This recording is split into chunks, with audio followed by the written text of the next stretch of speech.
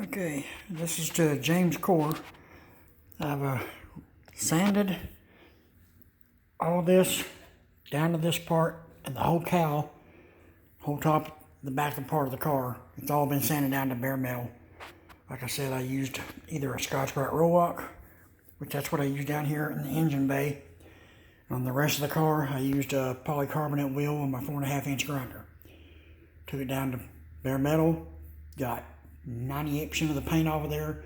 Then I went back and I DA'd the piss out of it with 80 grit to make sure it was all clean. There was good scratch marks all in the metal for this epoxy to have something to bite to. And I assumed, since they said that was direct to metal, that's how that primer would work. But in the beginning, I'd left paint up here in the middle because I knew I needed to sand real good down inside all the vents. And I put this cowl panel off another car on here, so I had to do body work on the edges out there.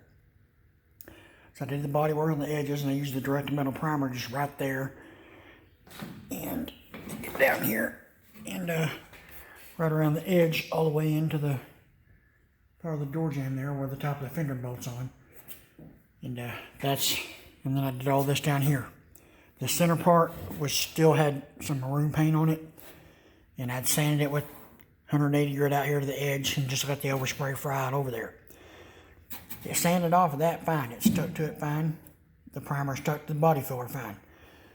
But out here, for some reason, and this bare metal's been open for a while now, and that's why you see this light surface rust on it. I'm having to go back and sand that off every once in a while. But for some reason, where I started seeing it crack first was in these body line areas. So it's like anywhere where the primer was heavier, that's where it peeled at. But, I mean, you can't really see, but that primer is not very thick. I mean, I had 3 coats on here. There was one light coat, a medium coat, and then a wet coat. And here's the other thing that I didn't like about this primer so much. It was 60 to 65 degrees when I was spraying this in here, and I was having dry spray problems. So, I mean, I can't believe it's drying that fast when the temperature is that low. But since the temperature was that low, I used that heater right over there, and I set it at 70, and it keeps the temperature between 65, to 70 degrees. Sometimes it might get down to 62 or 63, because that thermostat's not real accurate in that, but it's going to keep it in the 70-degree range. And I let this primer sit in here for a month while I was doing other things to the back of the car here. And I looked up here one day and I noticed it was right in here where it was cracked first. And I was like, what is that line? I got to looking at it, picked at it.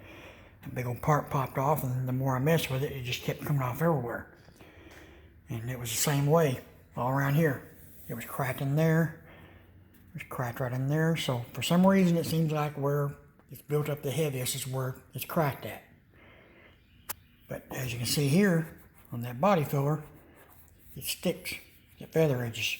I mean, and I took 80 grit to that just to see if it would peel it off, because 80 grit's a lot rougher. It's gonna tear it loose if it's not sticking well. And it did that out here on the metal. It tore it off, but on the body filler it doesn't. It feather edged. So that's the issue we're at here. Oh, I thought I'd show you here too. There's an area there. That just blew off with an air hose right there. And I sanded that a little bit with 80 grit. And then went back over to 180. And it starts to feather edge half-ass with 180, but with 80 grit it won't. But this epoxy, I had some black epoxy in the back halves of the quarter panel of this car. I did that before Christmas. It was actually the 1st of November. And it's been on there all this time. I DA'd all of it with 80 grit. Like I said, I took it down first with that polycarbonate wheel, and then 80 grit it with a DA on my Hudson's DA. And that's been on there since before Christmas. And then just about, actually it was the 25th at about 6 a.m. in the mornings when I finished spraying this white Matrix MP 450 epoxy on here. And I didn't have any problems. I went around. There was a place on the dripper over there on the top. I just took and picked at it just to see if it was going to come off. And I can't get it to come off. It's, you know, I had to take a razor blade. Let me climb out of here. I'll try to show you.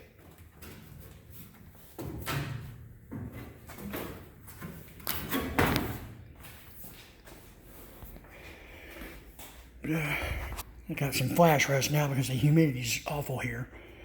But I picked at this with a razor blade and I got it to peel off. And I can't get it to peel anymore.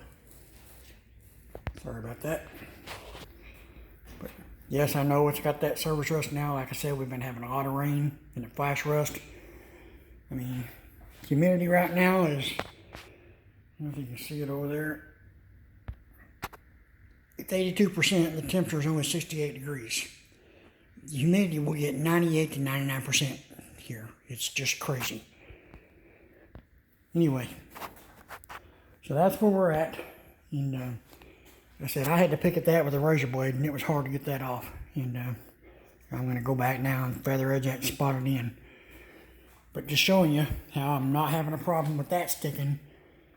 But this Roberlo, I use my air hose here. Over there, I've got water traps, water filters. I got desiccant beads and things.